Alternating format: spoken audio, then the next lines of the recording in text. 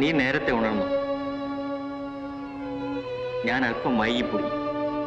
നാളെ മുതൽ നീ ഉണരുമ്പോ എന്നെയും വിളിക്കണം. അമ്മണി, ഞാനൊരു ദുസ്വപ്നം കണ്ടുകൊണ്ടാണ് ഉണർന്നത്. ആ പോലീസുകാരൻ ഭയങ്കരൻ രാത്രിയിൽ നിന്നെ കവർന്നുകൊണ്ടു പോകാൻ ഇവിടെ വന്നു. നീ നിലവിളിച്ചു. ഭാഗ്യത്തിന് നമ്മുടെ കുറുപ്പ് അന്നേരം ഇവിടെ എത്തി. കുറുപ്പ് കഠാര ഉയർത്തി, മറ്റേയാൾ ഓടി. അങ്ങനെ നീ രക്ഷപ്പെട്ടു. രക്ഷപ്പെടുകയോ? കുറുപ്പ് പറഞ്ഞത് ശരിയാണ്. ആ പോലീസുകാരൻ ദുർമാർഗി തന്നെ.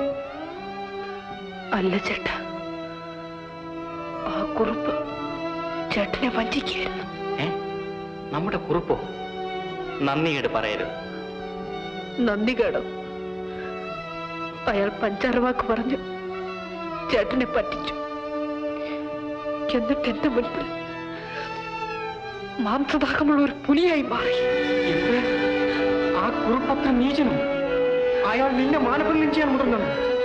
ആ ദ്രോഹി ഇനി ഇവിടെ വരട്ടെ. ഇനി വരികയില്ല ചേട്ടാ. അപ്പോൾ നീ കണക്കിന് കൊടുത്തു അല്ലേ? നന്നായി. എങ്ങനെ മനുഷ്യരെ വിശ്വസിക്കും? കരയാതെ. കുറുപ്പിന്റെ വാക്ക് കേട്ട് ആ പോലീസുകാരൻ ഞാൻ എത്ര കണ്ട് തെറ്റിദ്ധരിച്ചു. കഷ്ടമായിപ്പോയി ചേട്ടാ. ബാബുവിനെ വിശ്വസിക്കണം, സ്നേഹിക്കുകയും വേണം. അതെന്റെ ഒരു എളിയ മോഹമാണ്. ഞാൻ ഇന്നലെ ശകാരിച്ചപ്പോൾ നിനക്ക് എത്രമാത്രം മനം നൊന്നിട്ടുണ്ട് അമ്മിണി. ഞാനൊന്നും അറിഞ്ഞില്ല. ആട്ടെ, ബാബു വരുമ്പോൾ ഞാൻ ആലോചിക്കട്ടെ. വിവാഹത്തെ പറ്റിയോ? എനിക്കൊന്നും വേണ്ട ചേട്ടാ. ഈ കണ്ണുകൾക്ക് പ്രകാശം കിട്ടണം. അത് കാണാനുള്ള ആഗ്രഹം മാത്രമേ എനിക്കുള്ളൂ. എന്റെ കണ്ണുകൾ നീ തന്നെയല്ലേ? വേണ്ട, ഇന്ന് നീ എങ്ങും പോകണ്ട. ഈ കണ്ണീരുമായി നിന്നെ ഞാൻ എങ്ങും പറഞ്ഞേക്കില്ല. എനിക്കും ചേട്ടന്റെ അരിയിൽ ഇരിക്കാൻ തന്നെയാണ് ഇഷ്ടം. എന്ത് ചെയ്യാം, ഇപ്പോൾ പോകാതെ തരമില്ല. ഓ, പതിവ് വീടുകളിൽ മാല കൊടുക്കാനുണ്ടായിരിക്കും. നേരം അത്രയ്ക്കൊക്കെ ആയോ?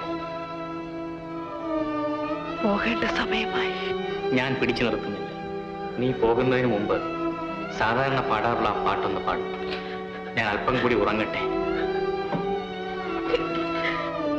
വലിയ ക്ഷീണം, മനസ്സും വല്ലാതെ ഉലങ്ങി. നീ പാട്ട് പാടിയാൽ ഞാൻ പെട്ടെന്ന് ഉറങ്ങും.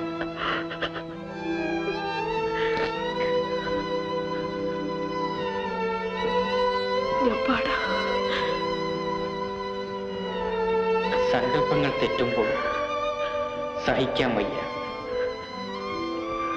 എങ്കിലും ആ കുറുപ്പ്. അമ്മിണി, ഞാൻ ഇന്നലെ ശകാരിച്ചതോർത്ത് നീ വീണ്ടും വീണ്ടും കരയുകയാണ്. സങ്കടപ്പെടാതെ. ദൈവം നമ്മെ കൈവിടുകയില്ല.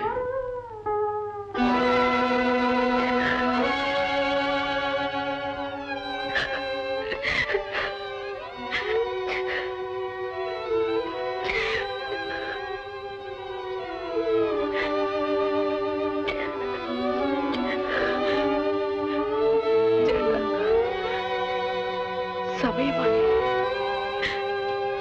ഞാൻ പോട്ടെ. ഒക്കെയുള്ളൂ. നീ വെയിലൊന്നും കൊള്ളരുത്.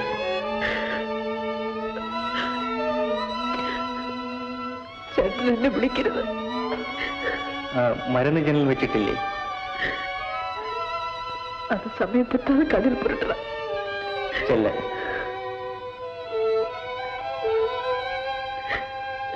കണ്ണീര് തുടച്ചിട്ട് പോകും. നീ വന്നിട്ടേ ഞാൻ ആഹാരം കഴിക്കൂ. വേണ്ട, എനിക്ക് വേണ്ടി കാത്തിരിക്കണ്ട. ഞാൻ പോകുന്നു.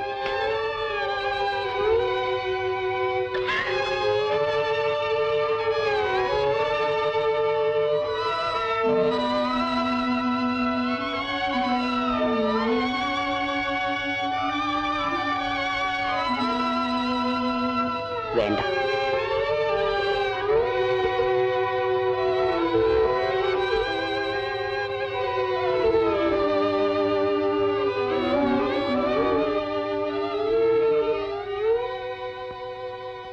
അരസു വേഗമാട്ടെ അരസു അരസു ഒന്ന് വന്നു വേഗമാട്ടെ വായു അരസു കഥ അടയ്ക്ക് ഒന്നുമില്ല ഒന്നുമില്ല പിന്നെ പറയുന്നതിന് ഇത്തിരി വെള്ളം കാര്യം പറയണം. ദൈവത്തിനാണ് ഞാനല്ലേ ചെയ്തത്. ഒന്നുമില്ല, എല്ലാം നാളെ പറയാം.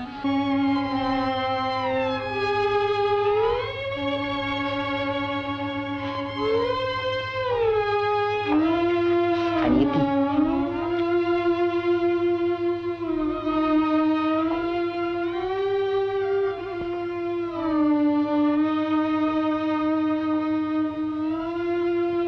എത്ര നേരമായി ഈ ഇരിപ്പിരിക്കുന്നു? ഒന്ന് ഉറങ്ങാൻ ശ്രമിച്ചുകൂടെ? എന്റെ ചേട്ടൻ എന്നെ കാത്തിരിക്കുകയാണ്. ആ കണ്ണുകളിൽ ആരും മരുന്ന് വരട്ടെ, ആഹാരം കൊടുക്കാൻ ആരുണ്ട്?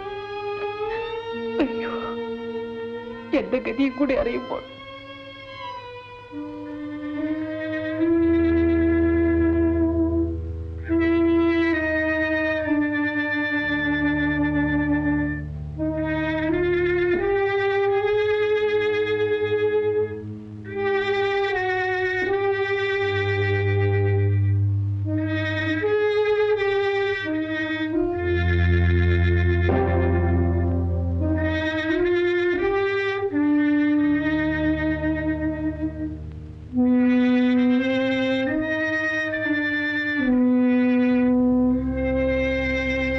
ഇപ്പോൾ തന്നെ അങ്ങോട്ട് പോകുകയാണ്. എന്റെ വീട്ടിൽ കൊണ്ടാക്കാം. അവിടെ അമ്മയില്ലേ, ശുശ്രൂഷിക്കുമല്ലോ. അങ്ങ് വേഗം ചെല്ലണേ അമ്മയോട്. അയ്യോ, അമ്മ എന്നെ ഒരിക്കലും തെറ്റിദ്ധരിക്കുകയില്ല. അങ്ങേ കൊലപാതകയെ വെറുക്കുന്നില്ലേ? ഞാനോ? വെറുക്കുകയില്ല. ഒരിക്കൽ തെറ്റിദ്ധരിച്ചത് ശരിയാണ്. അതിന് ഞാൻ പശ്ചാത്തപിച്ചു. ഇനി ഒരിക്കലും. ബാബു, എന്റെ ഭാവി തീർച്ചപ്പെട്ടു കഴിഞ്ഞു. ഈ ഇരുട്ട് എന്നെ വിഴുകും. എന്നോട് ബന്ധപ്പെട്ട് അങ്ങയുടെ വിടരുന്ന ജീവിതം നശിപ്പിക്കരുത്. അങ്ങെങ്കിലും സുഖമായി. സുഖമോ? അമ്മനെ ഉമിത്തിയിൽ നീറുമ്പോഴും എന്നെക്കുറിച്ചുള്ള ധാരണ അതാണോ? എനിക്ക് അത്ര വലിയ മോഹങ്ങളൊന്നുമില്ല. വിശ്വസിക്കൂ, അമ്മണിക്ക് വേണ്ടി എന്തും ത്യജിക്കാൻ സന്നദ്ധനായാണ് ഇപ്പോൾ വന്നിട്ടുള്ളത്. എന്തും. വേണ്ട ബാബു, എനിക്ക് വേണ്ടി ഒരു സാഹസവും കാണിക്കരുത്. ഈ അനിയത്തിയുടെ കഥ വരുന്ന പോലെ വരട്ടെ.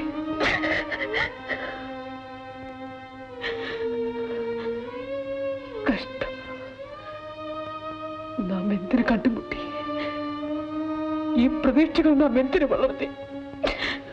ബാബു പോ, ഞാൻ അല്പനേരം തരിച്ചിരുന്ന് കരഞ്ഞു കൊള്ളട്ടെ. എന്റെ ചേട്ടനെ ഞാൻ ഏൽപ്പിക്കുന്നു. ആ കണ്ണുകൾ ചികിത്സിപ്പിക്കണേ. എന്റെ കഥ ശാന്തമായി പറയണം. ബാബു, ചേട്ടന്റെ കാഴ്ച കിട്ടുന്ന ദിവസം ഒന്ന് കൂട്ടിക്കൊണ്ടുവരണേ. അതൊന്നും കണ്ടെങ്കിൽ